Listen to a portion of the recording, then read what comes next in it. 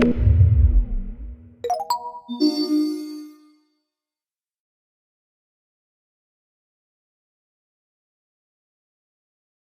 looked at over 360,000 people who had been pregnant, and 5,784 of them had had one or more autoimmune conditions during pregnancy.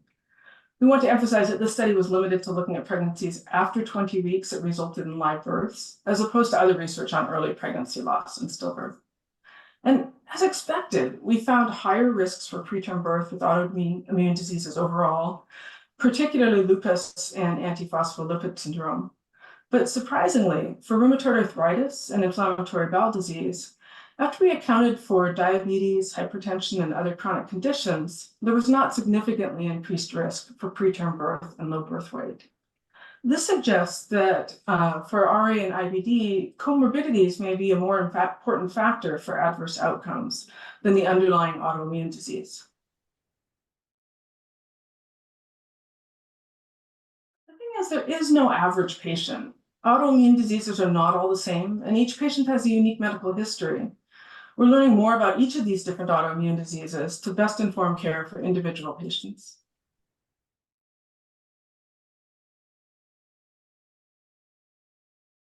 As a rheumatologist, I see many patients with a variety of autoimmune conditions, such as lupus and rheumatoid arthritis, which predominantly affect women. My patients often ask the question, am I at higher risk for adverse pregnancy outcomes?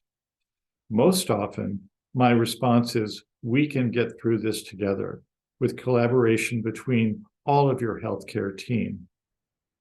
This research has given me hope that in some patients, for example, those with rheumatoid arthritis and inflammatory bowel disease, that their outcomes will be better than anticipated. With other patients, such as those with lupus or antiphospholipid syndrome, this reinforces the importance of careful monitoring of both pregnancy and autoimmune disease activity to optimize outcomes. Research is advancing rapidly. We have learned a great deal about autoimmune diseases and whether to stop, continue, or change medications when you are planning a pregnancy or become pregnant.